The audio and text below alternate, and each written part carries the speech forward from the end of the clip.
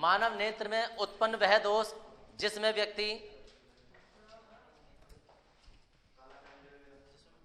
मानव नेत्र में उत्पन्न वह दोष जिसमें व्यक्ति दूर की वस्तु को तो स्पष्ट देख पाता है, जिसमें व्यक्ति दूर की वस्तु को तो स्पष्ट देख पाता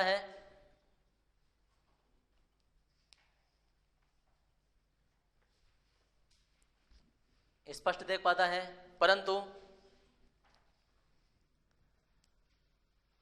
परंतु निकट की वस्तु को स्पष्ट नहीं देख पाता है, निकट की वस्तु को स्पष्ट नहीं देख पाता है।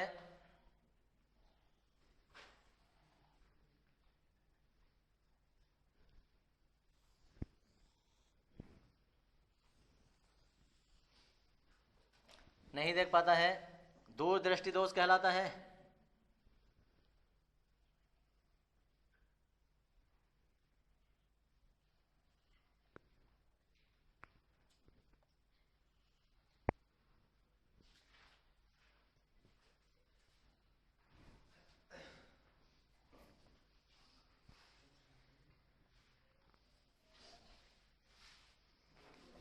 दूरदृष्टि दोष कहलाता है।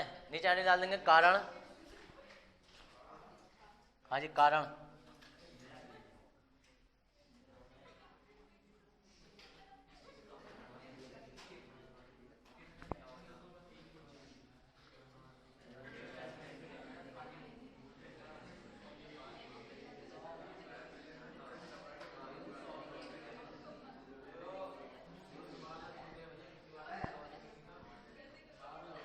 इसमें लेंगे इसके निम्नलिखित दो कारण हैं। देखो वो सुनो इधर, अभी रुक जाओ। ये चित्र बनाने के लिए हिसाब से जगह छोड़ दो, या तीनों चित्र एक साथ बना लेना, कैसे भी कर लेना। इसके निम्नलिखित दो कारण के बाद में जगह छोड़ देना चाहो तो। निम्नलिखित दो कारण हैं। नंबर 1, देखो बेटा जरा इधर। ये है हमारे पास स्पष्ट दृष्टि। कोई वस्तु से प्रकाश किरण आई, रेटिना पे फोकस हो गई, प्रतिबिंब बन गया, कोई दिक्कत नहीं है इसमें। ये है दूरदृष्टि दोष।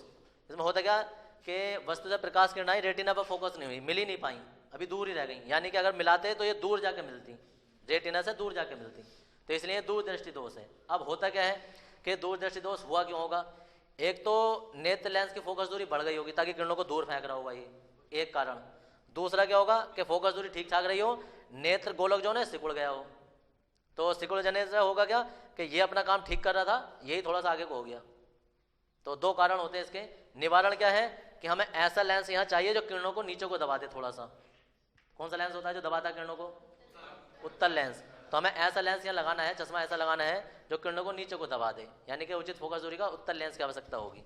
ठीक है, तो इसके निम्नलिखित दो कारण में नंबर 1 लिखेंगे, नेत्र लेंस की फोकस दूरी बढ़ जाना,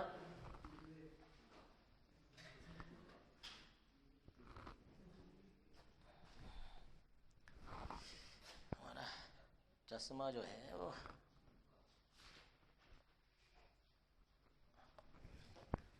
निम्नलिखित दो कारण। नंबर 1 नेत्र लेंस की फोकस दूरी बढ़ जाना। नंबर 2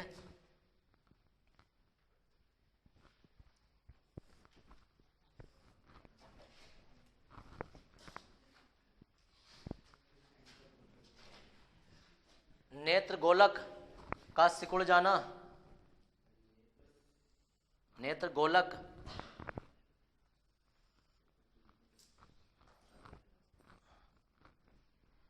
का सिकुड़ जाना।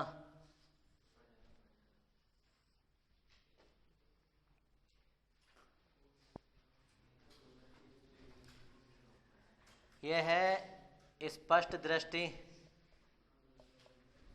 यह है कारण, यह है निवारण।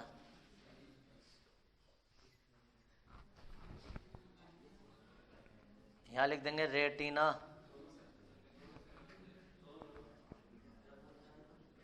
चित्र बना लो सारे।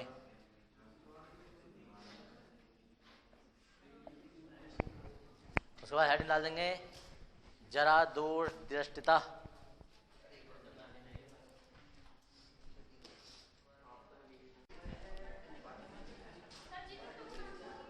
बना दें। अब तक क्या कर रहे हैं?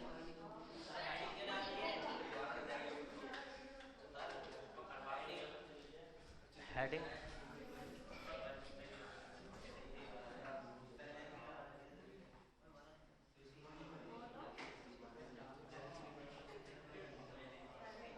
अगर 10 बार भी हेडिंग बोलूंगा ना तो 11वीं बार पूछ जरूर लेंगे कि हेडिंग क्या है। अरे बिना बोले हेडिंग डाल लिया, बिना बोले परिभाषा लिख लो।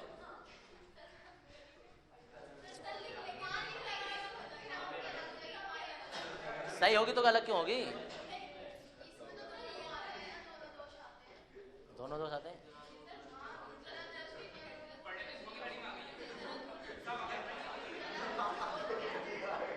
ऐसा नहीं होता है। अगर कोई बच्चा कोई क्वेश्चन बता रहा है तो उसका मतलब ये नहीं है कि उसे सब आता है, उसे कोई क्वेश्चन नहीं आता है। तो ये क्या बात हो गई? और तुम लोग वो हो के अपनी बेवकूफ़ी के हंस रहे हो। अपनी बेवकूफ़ी है, देखो हम कहते हैं हमसे नहीं आ रही है, और हाँ हाँ ये क्या बात हुई? ये दुनिया में देखो कितने महान महान लोग पढ़े हैं। इसमें लिखेंगे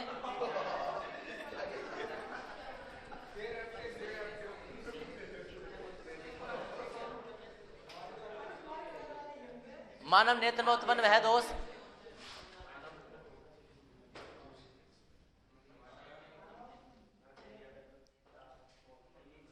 मानव नेत्र में उत्पन्न वह दोष जिसमें व्यक्ति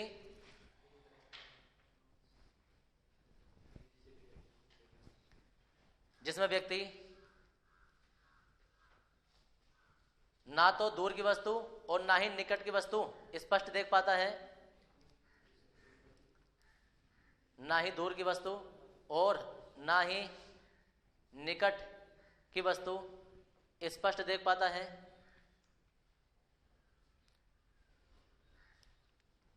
जरा दूरदृष्टिता, इसे खाली जरा दोष भी कह देते हैं, इसलिए कभी कभी जरा उरा के नाम से आ जाए ना तो भी समझ लियो।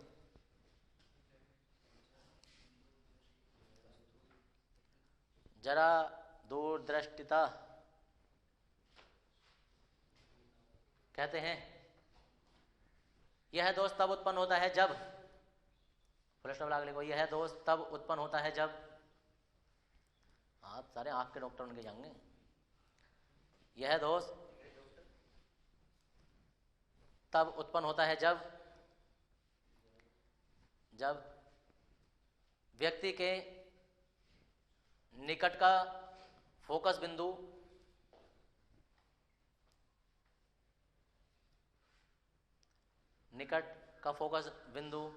दूर तथा दूर का फोकस बिंदु निकट विस्थापित हो जाता है।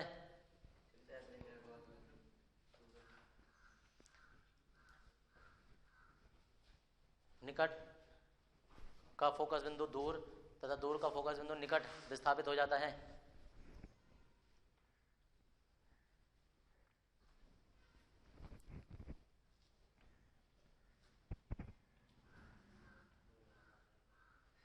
देखो ये दोष ना हेरिडिटरी कारण नहीं होता है, नॉर्मली आमतौर पर होता क्या है कि ये उम्र के साथ होता है। जैसे जैसे उम्र बढ़ती जाती है ना उस हिसाब से ये दोष बढ़ जाता है कि ना तो उसे दूर का दिखाई दे रहा है व्यक्ति को, ना ही निकट का दिखाई दे रहा है। ज़्यादातर जो भी इसका ये काम करते हैं, जैसे पढ़ाने वढ़ाने का काम ज़्यादा कर रहे हैं या कंप्यूटर वगैरह पे ज़्यादा वर्क कर रहे हैं, ये उनके साथ होता है।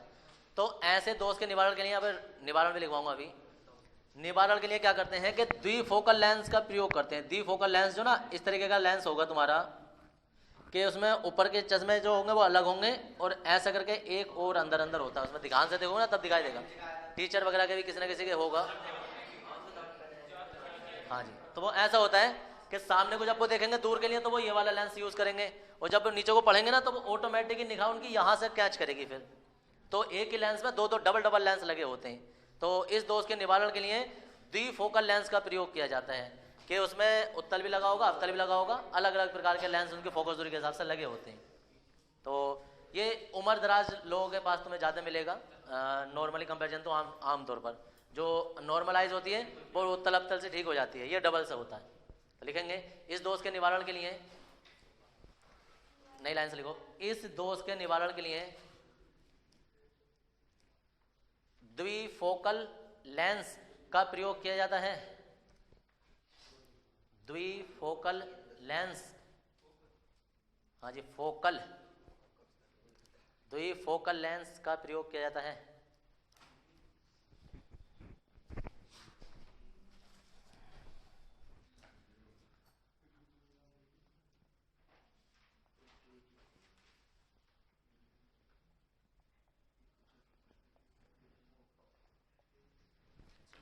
अबिंदुकता,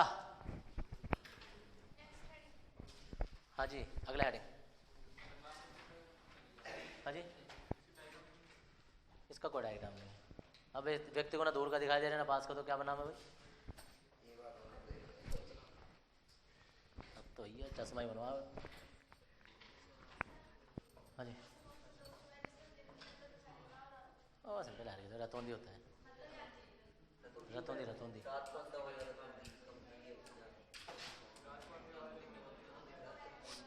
देखो इधर, अबिंदुकता में क्या होता है? अरे रुक जाओ, ये रुक जाओ, जब मैं बोल रहा हूँ तो रुक जा करो। अबिंदुकता में क्या होता है कि अबिंदुकता में दो तरीके की हमारी वस्तु हो सकती है, या तो वस्तु खड़ी हो सकती है या पड़ी हो सकती है। ये ऊर्ध्वाधर रेखाएं होती हैं, ये क्षैतिज रेखाएं होती हैं। तो अबिंदुकता में व्यक्ति या तो एक समय में ऊर्ध्वाधर रेखाएं देखेगा या क्षैतिज रेखाएं देखेगा। इनमें से कोई सी एक दिखाई देंगी, कोई सी एक नहीं दिखाई देंगी, ठीक है ना। अगर जाली लगी है कहीं तो या तो वो सीधी सीधी लाइनें देख पाएगा या क्षैतिज देख पाएगा। तो इस दोष में व्यक्ति एक समय में या तो क्षैतिज वस्तु देखता है या ऊर्ध्वाधर वस्तु देखता है। इस दोष को अबिंदुकता दोष कहते हैं, ठीक है जी। इसका जो निवारण किया जाता है वो बेलनाकार लेंस लगा के किया जाता है, बेलनाकार लेंस लगा के। और दूसरी बात, ऐसा सोचो कि जैसे कोई गन्ने का खेत है और उसे ऊर्ध्वाधर लाइनें दिखाई दे रही है, क्षैतिज दिखाई दे रही है, तो वो गन्ने का खेत उसे प्लेन ग्राउंड नजर आएगा, गन्ने ही दिखाई नहीं देंगे सीधे खड़े हुए। बीमारी पे हंस रहे हो तुम लोग, समझ रहे हो बेटा। और कोई भी देखो, हर चीज पे हंसो दुनिया में। पागल खुद हंसता है दूसरों पर के, देख दुनिया कैसी है। वो अपने आप को बहुत इंटेलिजेंट समझता है, कभी पागल से पूछ मत लेना कि भाई साहब तू पागल है क्या। बजागा अलग, तोड़ ताड़ के कहेगा भाई साहब हाँ। इसलिए पागल सिचुएशन अलग है, ये दृष्टि दोष की बात कर रहे हैं हम। कोई भी बीमारी हो, किसी की भी बीमारी हो, चाहे वो सब किसी भी तरीके की बीमारी है, या कोई किसी बाइक से जाते हुए गिर गया, ये कुदरती घटनाएं होती हैं। कुदरती घटनाओं पर हंसना नहीं चाहिए, क्यों? क्योंकि कुदरत किसी के साथ भी कर सकती है वो, ठीक है। तो इसलिए कोई गिफ्ट में लेकर नहीं आता कि ऐसा वैसा मुझे ये जरा दूरदर्शिता दोष मत दो, मुझे अबिंदुकता दे दो, ऐसा कोई नहीं लेकर आता है। वो किसी को भी मिल सकता है।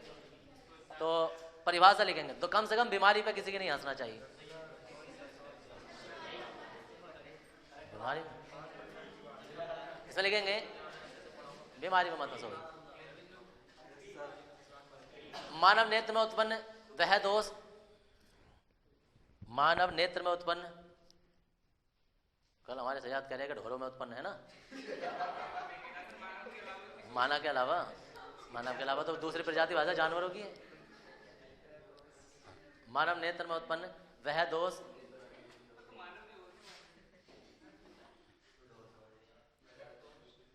मानव नेत्र में उत्पन्न वह दोष जिसमें व्यक्ति एक समय में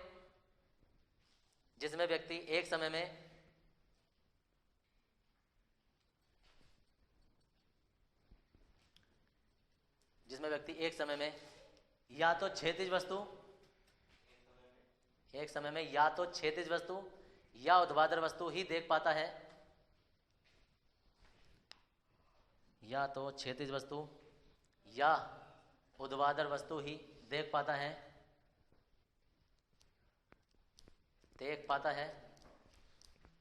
क्या कहलाता है? अबिंदुकता कहलाता है, अबिंदुकता कहलाता है।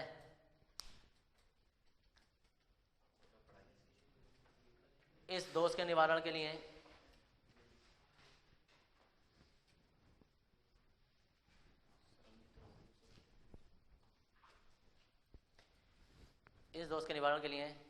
बेलनाकार लेंस का प्रयोग किया जाता है।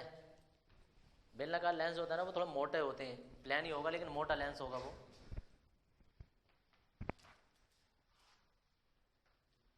किसका पेन है? खटा खटा क्यों कर रहा है भैया? पेन में चेक हो गई? जब कड़े बोल रहे हैं उत्तल नहीं होता है। बेलनाकार लेंस होता है ना, वो प्लेन में बनाया जाता है, समतल में मोटा बनाया जाता है। बेलनाकार लेंस का प्रयोग किया जाता है। देखो ये मत सोचना कि दुनिया में सिर्फ ये 4 ही दोष होते हैं। दोष आँख को अलग अलग तरीके से भी हो सकते हैं। एक और होता है दोष मैं तुम्हें बता दूं अभी, क्योंकि सिलेबस में तुम्हारे सिर्फ 4 है, मैंने ये बताए हैं। एक होता है कि व्यक्ति जो होता है ना रंगों की पहचान नहीं कर पाता है, बढ़ा देता, समझ गए? हाँ। एक होता है, सुनो जरा, उसकी पहचान नहीं पता। एक होता है वस्तुओं में ना, वस्तुओं में 2 वस्तुओं को अलग नहीं कर पाता है। अगर मैं उसे 2 मार्कर दिखाऊं ना ऐसे करके, 2 अलग अलग करके, तो उसे एक ही मार्कर नजर आएगा, ये बीच का गैप नहीं दिख पाएगा उसे।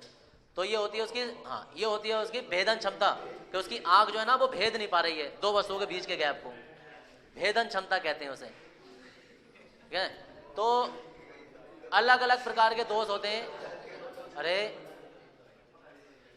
अगर बहुत सारी वस्तुओं के प्रतिबिंब अलग अलग बन जाएं, जैसे कि देखो उधर एक वस्तु यहां हो जाए, यहां हो जाए, ऐसे करके बहुत सारी वस्तु अलग अलग बन जाए, तो उसे एक बार में एक ही वस्तु को दिखाई देगी, सारी नहीं दिखाई देंगी। तो ऐसे दोष को कहते हैं वर्ण विपथन, है ना? वर्ण विपथन, ये निकल गया तुम्हारे सिलेबस से। तो वर्ण विपथन कहते हैं कि बहुत सारे अलग अलग वस्तुओं का जो बनी हुई है तो उनमें से कोई एक ही दिखाई देगी उसे, बाकी सब धुंधले धुंधले दिखाई देंगे, दिखाई नहीं देंगी, ये होता है। तो नेत्र जो होता है ना बहुत अनमोल चीज होती है, इसलिए इसमें कोई भी मजाक वाली चीज नहीं होती कि साहब उसे दिखाई नहीं दे रहा है, उसे नहीं दे रहा। सिर्फ दिखाई देना ना देना अलग बात है। आंख में जाला आ सकता है, आंख में लाली आ सकती है, कोशिकाएं एक होती है। देखो हमारे शरीर के अंदर ब्लड है, सब में है, आंख बिल्कुल उससे टच है, पानी वानी है। अब ये सोचो आंख का भी, मानव नेत्र का भी चित्र बनाएंगे, आंख के जस्ट पीछे सारे ब्लड, ये आंख के अंदर पानी होता है, बाकी सब में पीछे द्रव है, वो है ब्लड, समझ गए जी? अब सोचो वो ब्लड के बीच में कोई झिल्ली वगैरह नहीं है, लेकिन ब्लड फिर भी नहीं आ रहा है आंख में को, लेकिन किसी ना किसी का रिसाव हो जाता है, ठीक है ना जी? किसी ना किसी का रिसाव हो जाता है कि उसके जो ब्लड की लाली होती है ना वो आंख के हमारे दृष्टि पटल पर आ जाती है, व्हाइट वाले पर आ जाती है, ठीक है ना? और वो बढ़ते बढ़ते फिर पूरी आंख पर आ जाती है, फिर वो ब्लैक पुतली जो हमारी आइरिस उस पर कॉर्निया होती है उस पर भी आ जाती है। तो ये भी होता है जिससे व्यक्ति वैसे भी या तो अंधा ही हो जाता है या उसे धुंधला धुंधला दिखाई देने लगता है। हमारे उस पर ना लाखों सेल्स होते हैं, आंख के ऊपर भी छोटी छोटी कोशिकाएं होती हैं, अगर तुम ध्यान से देखोगे ना तो भी उसमें तुम्हें दिखाई देगा ग्राफ सा बना हुआ, ठीक है? तो जब देखो तो वो कोशिकाएं होती हैं, उन्हें कहते हैं हम दंड शंकु, दंड शंकु। वो क्या करते हैं, ये सेल्स ही हमारे मस्तिष्क तक खबर पहुंचाते हैं कि हमें कौन सी चित्र दिखाई दे रहा है, कौन सा नहीं दे रहा है। ये सेल्स गड़बड़ा जाते हैं ना तो व्यक्ति देखो, व्यक्ति देख तो सब पाता है, समझिए, दिखाई सब दे रहा है उसे, लेकिन क्योंकि वो जो सेल्स जो है वो उसे संदेश नहीं पहुंचा रहे मस्तिष्क को, तो वो बता नहीं पाता मुंह से। क्योंकि देखो कितना है, अगर हमारे आंखों ने कोई चीज देखी, एकदम से सेल्स जो होते हैं, हजारों नाड़ियां होती हैं, वो फटाक से मस्तिष्क को संदेश पहुंचाएंगे, मस्तिष्क से एकदम से ऑर्डर करेगा मुंह को कि भाई बता जल्दी क्या देखा, ठीक है जी? तो एकदम से मुंह बोलता है हाँ भाई सामने कार खड़ी है। अब बहुत सारे होते हैं कि देखते रहते हैं, साफ देख रहे हैं, हम सबको क्या है पता ना है क्या है, क्यों? क्योंकि उनका मस्तिष्क उसे रीऑर्डर नहीं कर पा रहा है कि भाई ये चीज है जल्दी ऑर्डर कर। क्या हो रहा है उसमें कि उसके दंड शंकु, नेत्र शंकु जो होते हैं ना वो ऑर्डर नहीं कर पा रहे, वो मस्तिष्क से तो संदेश नहीं पहुंचा रहे, या संदेश जो होता है वो नाड़ियों द्वारा मुंह तक या जहां तक पहुंचना चाहिए वहां नहीं पहुंच पा रहे। तो नेत्र अपने आप में इसके एक अलग से सर्जन भी होते हैं, कभी तुम सोचो ऑप्टोमेट्रिस्ट बोला जाता है उन्हें, तो इसके अलग से एक पूरी का पूरा विज्ञान है। कभी सिर्फ फिजिक्स केमिस्ट्री और ये सोचो कि यही विज्ञान होते हैं, ऑप्टोमेट्री की पूरी अलग साइंस है। एक नेत्र का सर्जन अपने आप में अलग होता है, जैसे कि नॉर्मल सर्जन होते हैं ऐसे एक नेत्र का सर्जन अलग होगा। और तुमने वैसे भी देखा होगा आंख के डॉक्टर अलग ही होते हैं, उनके क्लिनिक पर भी आंख ही बनी हुई होती है, आप देख के पहचान जाते हैं अच्छा आंख वाला डॉक्टर है। तो बहुत सारे दोष इसमें हो जाते हैं। देखो अगर तुम मोबाइल पर बहुत ज्यादा काम कर रहे हो या कुछ भी कर रहे हो या कंप्यूटर के आगे ज्यादा बैठ रहे हो या किताबों के आगे ज्यादा बैठ रहे हो, तो देखो एक चीज होती है, तुमने किरणें बहुत सारी देखोगे, होती है अल्ट्रावायलेट किरणें, नाम सुना है? पराबैंगनी किरणें। पराबैंगनी किरणों का नाम इसलिए है क्योंकि उनका जब तुम उसे देखोगे ना तो वो बैंगनी कलर में नजर आती हैं, नॉर्मली ब्लू कलर में नहीं जाएंगी। ऐसा नहीं कि पराबैंगनी किरणें तो वो रेड कलर में नजर आएंगी, वो अवरक्त किरणें। देखो अवरक्त किरणों को अवरक्त किरणें क्यों कहते हैं? क्योंकि वो रक्त के समान होती हैं, लाल होती हैं वो, इसलिए किरणों के भी अपने रंग होते हैं। तो किसी भी, कल एक बात मैंने बताई थी कि सबसे ज्यादा मानव नेत्र के लिए सुग्राही रंग कौन सा होता है? नीला कलर। याद रखना, जो रंग मानव नेत्र के लिए सबसे ज्यादा सुग्राही होता है ना, सबसे ज्यादा आसान होता है, भाई साहब वो उतने ज्यादा नुकसानदेह भी होता है। अगर मानव नेत्र को सबसे ज्यादा कोई खराब करता है ना तो नीला कलर ही खराब करता है, ब्लू किरण ही मानव नेत्र को जल्दी खराब करती है। अरे कभी तुमने सुना है कि खट्टी चीजें खाने से किसी को खट्टी वाली बीमारी हो गई? मीठी चीजें खाने से मधुमेह की बीमारी हो सकती है, शुगर हो जाएगी, खट्टी चीजें खाने से बीमारी नहीं हो सकती, तो जो दूसरे रंग है उनसे बीमारी नहीं हो सकती। जो सबसे ज्यादा आसान है मानव नेत्र के लिए उससे ही बीमारी होगी। क्यों? क्योंकि वो आसानी से पहुंच जाता है।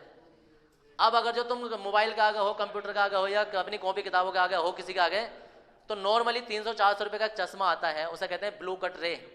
समझ गए? ब्लू कट रे का मतलब होता है कि अगर तुम उसमें नीला प्रकाश डालोगे ना तो वो पान नहीं होने देगा उसे। तो हानिकारक जितने भी मोबाइल से रेडिएशन आता है वो ब्लू कलर का ही आता है। तो जितने ब्लू कलर का हानिकारक रेडिएशन होता है, कंप्यूटर स्क्रीन से आ रहा हो, मोबाइल से आ रहा हो, या पेपर वगैरह से कहीं से भी हमारा आ रहा हो, तो वो उसे रोकता है, रेडिएशन को रोकता है और आँख का प्रोटेक्शन करता है। अगर किसी की आँख में दोष है 1 नंबर 2 नंबर, तो वो उसी का ब्लू कट रे बनाओ। और अगर कोई दोष नहीं तो 0 पावर का भी ब्लू कट रे लेंस आते हैं, वो सिंपल से 200 300 400 रुपए का चश्मा बन जाता है। वो आम तरीके से भी रोकना चाहिए, मतलब लगाना चाहिए, उससे दृष्टि रुकी रहती है। इंतजार मत करो कि जब खराब होगी तभी लगाऊंगा। अगर तुम नॉर्मली किसी चीज़ को आमतौर पर स्किन को यूज़ करो तो खाली टाइम में लगा लो। वो क्या होता है कि आने वाले भविष्य में तुम्हारी आंखें बच जाएंगी बहुत लंबे समय के लिए भी। ये चीज़ें होती हैं। तो ब्लू कट रे वगैरह भी ले लो, और जब भी कभी चश्मा लो तो उसमें रेस डाल के देखना, नीले कलर की रेस डाल के देखना, वो पार नहीं निकलने देगा। इधर से किरण पड़ेगी, शीशा बिल्कुल साफ होगा, पूरा प्लेन सीधा होगा, पार नहीं निकलेगी उसमें को। ये होता है। स्क्रीन कहीं ऐसा करके उसमें डालोगे, ब्लू कलर डालोगे तो इधर को नहीं जाएगा, जब शीशे पे डालोगे तो वो रोक लेता है उसे हानिकारक विकिरण को। तो अगर जो चश्मे की जरूरत है या ना भी है, अगर तुम्हारे स्क्रीन का ऐसा कोई काम है तो यूज़ कर लेना चाहिए चश्मा, वो कोई दिक्कत नहीं है। ये हमारे दोस्त हो गए। इसके बाद हेडिंग डालेंगे हम,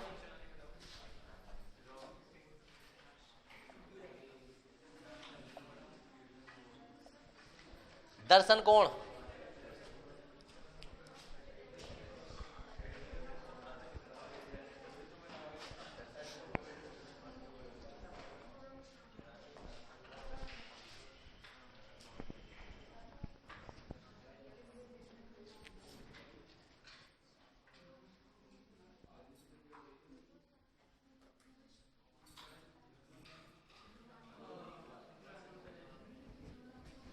देखो भाई, ये कोई वस्तु है, इससे प्रकाश किरण जाएंगे, ऐसे निकल जाएंगे, एक प्रकाश किरण ऐसे जाएगी।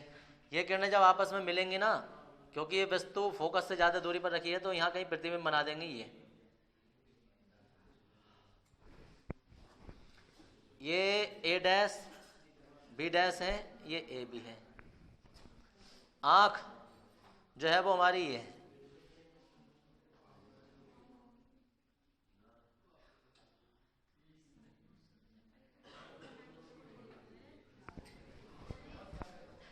अब ये वस्तु है, देखो, वस्तु जो आंख पर प्रतिबिंब बनाएगी वो कहलाता है अल्फा, और जो देखो वस्तु जो आंख पर कोण बनाएगी वो कहलाता है अल्फा, और जो प्रतिबिंब आंख पर कोण बनाएगा वो कहलाता है बीटा। दोनों फिलहाल यही बनने, क्योंकि आंख इतनी दूर मत समझना, आंख यही मानी जाती है, तो यही किरण मानी जाएगी, और ये कोण भी यही, बीटा भी यही होगा। वरना दो अलग अलग चित्र बनाओगे तो एक बार तो तुम ऐसा बनाओगे कि ये कोण अल्फा होगा ए बी का, और दूसरा जो तुम बनाओगे वो ये ए डैश और बी डैश का होगा, और ये कोण होगा बीटा। एक वस्तु द्वारा बनेगा, एक प्रतिबिंब द्वारा बनेगा, ए डैश बी डैश। तो परिभाषा सुनो, वस्तु द्वारा आंख पर बने कोण को, वस्तु द्वारा आंख पर बने कोण को दर्शन कोण अल्फा कहते हैं, दोनों को नाम अल्फा बीटा ही होंगे। और प्रतिबिंब द्वारा आंख पर बने कोण को दर्शन कोण बीटा कहते हैं। इन दोनों के अनुपात को प्रकाशिकी यंत्र की आवर्धन क्षमता कहते हैं। आवर्धन क्षमता, कोई कहे आवर्धन क्षमता की परिभाषा क्या होती है कि प्रतिबिंब द्वारा आंख पर बना दर्शन कोण तथा वस्तु द्वारा आंख पर बने दर्शन कोण के अनुपात को आवर्धन क्षमता कहते हैं। अगला हेडिंग यही है। तो पहले इन दोनों की परिभाषा लिख रहे हैं। दर्शन कोण दो प्रकार के होते हैं, एक अल्फा होता है, एक बीटा होता है। अल्फा वस्तु बनाती है और बीटा जो होता है प्रतिबिंब बनाता है। समझ में आ गई? लिखेंगे परिभाषा, चित्र ये वाला ही बनाना है, बना सकते हो नीचे का, चलो नीचे का दर्शन कोण की परिभाषा लिखो। इसमें लिखेंगे वस्तु द्वारा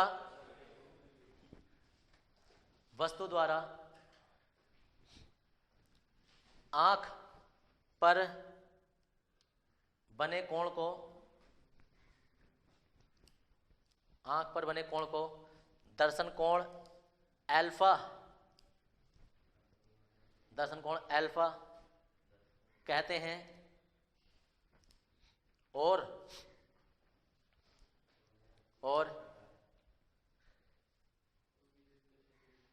और प्रतिबिंब द्वारा आंख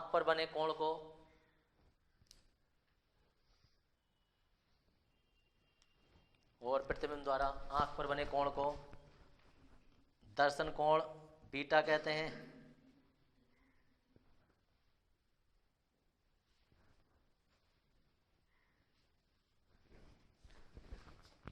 दर्शन कोण बीटा कहते हैं। सब बना लो। उसके बाद हेडिंग डाल देंगे आवर्धन क्षमता।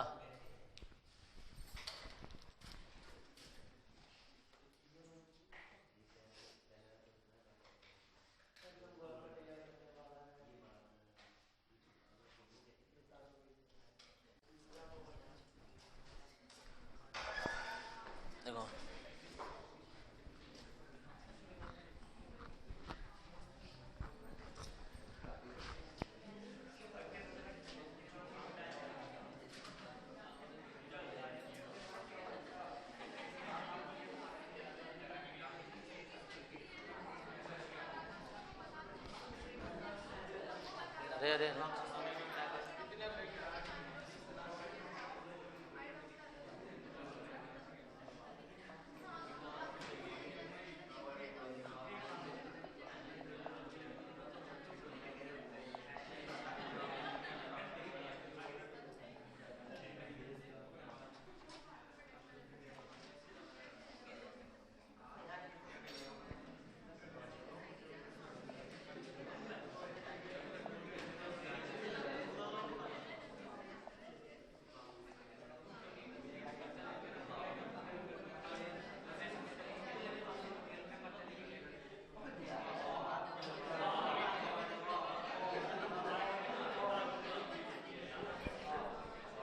इसमें लिखेंगे, अरे लिख लो यार। देखो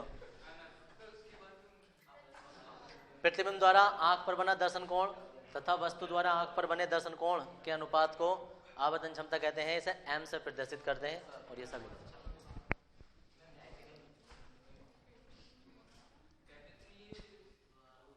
हाँ, जो फॉर्म सिंपल माइक्रोस्कोप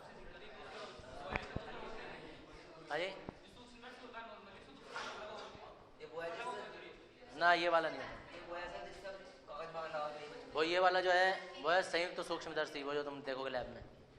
हमारी लैब में जो रखा ये भी देखना, ये भी है ये वाला। तो क्या देखना चाह रहे हो? अभी ध्यान कर दे रहा। सरल सूक्ष्मदर्शी, इसमें लिखेंगे सरल सूक्ष्मदर्शी। सरल सूक्ष्मदर्शी एक ऐसी युक्ति है, सरल सूक्ष्मदर्शी एक ऐसी युक्ति है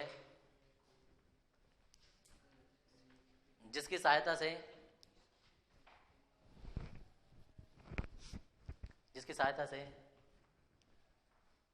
अत्यंत सूक्ष्म वस्तुओं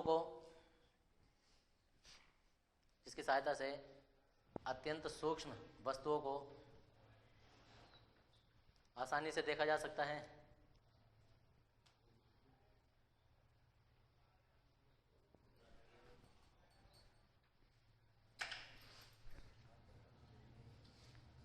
नीचे लिखेंगे रचना।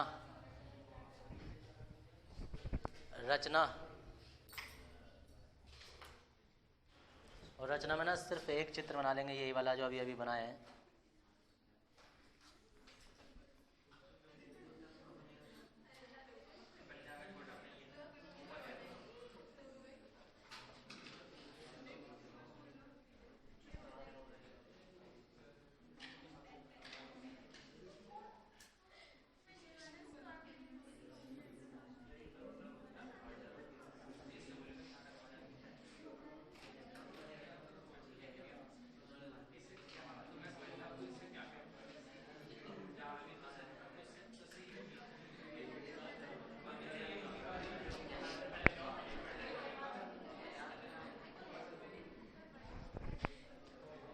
बना दें।